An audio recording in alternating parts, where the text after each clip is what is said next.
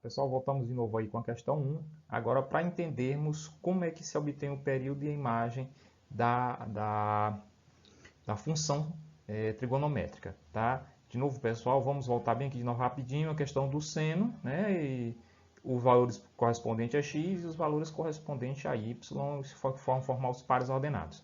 A gente viu que para 0 o y vale 1, e aí por isso que o ponto fica aqui, tá?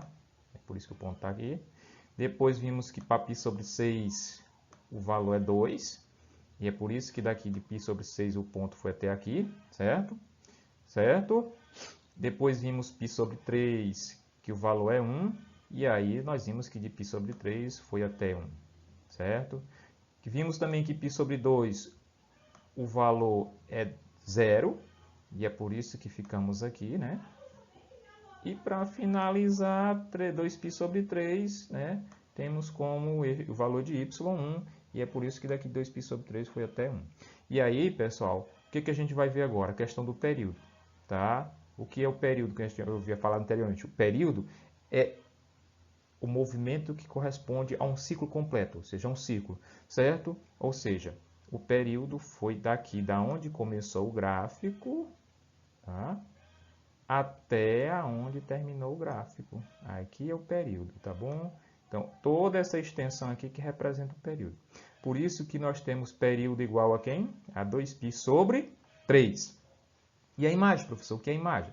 Bom, a imagem são aqueles valores onde o gráfico alcançou na altura do eixo y. Então, o maior valor foi 2 e o menor valor foi 0. Então, é por isso que nós temos a imagem aqui, tá vendo? A imagem de 0 a 2. Portanto, pessoal, é assim que a gente obtém o domínio, a imagem de uma função, o período de uma função e se constrói o gráfico de uma função trigonométrica, viu? Vamos continuando aí. Então, agora a gente vai falar sobre a função, a periodicidade da função seno, tá? E a gente já viu que essa periodicidade, como ele fala aí, ela varia de 2 em 2π, ou pode ser tanto para o lado negativo como para o lado positivo, tá bom assim? E nós temos essa situação em questão. Essa primeira para seno de π, a segunda para seno de x mais 2π, e a terceira para seno de x mais 4π, e assim sucessivamente. Lembra da historinha das voltas? Vai dando várias voltinhas e voltamos sempre aos arcos côncavos. Então, nós temos essa ideia. Portanto, o período da função seno em normalidade é igual a 2π, que corresponde a uma volta completa. E aqui nós temos os sinais da função seno, tá? Que não vai mudar no primeiro e no segundo quadrante positivo, e no terceiro e no quarto quadrante esses valores são negativos, tá bom?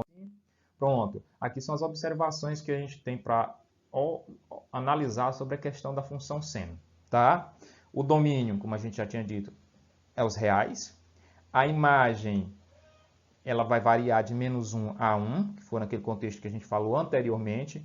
Ela não é injetiva e muito menos sobrejetiva, tá? Ela não é injetiva porque cada domínio não tem uma única imagem, tá? E ela não é sobrejetiva porque o contradomínio não é igual ao conjunto imagem. Então, é por isso que ela não é injetiva e nem é sobrejetiva, consequentemente, ela não é bijetiva, certo?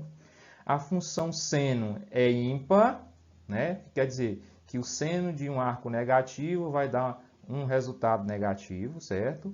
E a periodicidade é 2π, certo? Aí tem mais um detalhe. Se o seno de x é igual a 0, então nós temos a seguinte situação. Se o seno de x é igual a 0, isso vale para todo x múltiplo de π, tá bom? Ou seja, k vezes π.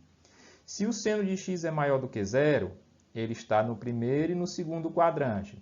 Então, nesse caso aqui, vale também para todos os arcos côncavos, ou seja, aqui a expressão geral dos arcos seno do primeiro quadrante. Outra observação, se o seno é menor do que 0, a gente sabe que ele está no terceiro e no quarto quadrante. E aí nós temos todos os arcos côncavos também para essa situação, que é 3π sobre 2 mais 2kπ. Por que π sobre 2? Porque está lá em cima, no ângulo de 90. Por que 3π sobre 2? Porque está aqui embaixo, no ângulo de 270 graus. Tá bom? Lado positivo, lá em cima positivo e aqui embaixo negativo, tá bom? E para a gente finalizar essa questão da ideia, nós vamos só observar bem aqui um detalhe. É que a função seno é uma função que é do tipo a mais b vezes seno, E aqui tem um parênteses, pessoal, que minha imagem está cobrindo aí, tá? Isso aí foi uma distração minha, tá? E alguns slides já não tem mais isso. E aí, pessoal, aqui vai ser C vezes X e aqui é mais D. É isso que só que está sendo coberto aí, tá bom? É a expressão geral da função seno, da função da senoide. Tá bom assim? Em que A, B, C e D são números reais. E quando, olha, se você tem esse domínio dessa situação, você pode obter o período pegando 2π sobre o módulo de C, e a imagem sempre vai ser A menos B e A mais B, certo? Depois a gente vai ter a oportunidade de ver isso aí, ok? Paramos aqui e vemos aí na próxima aula, tá?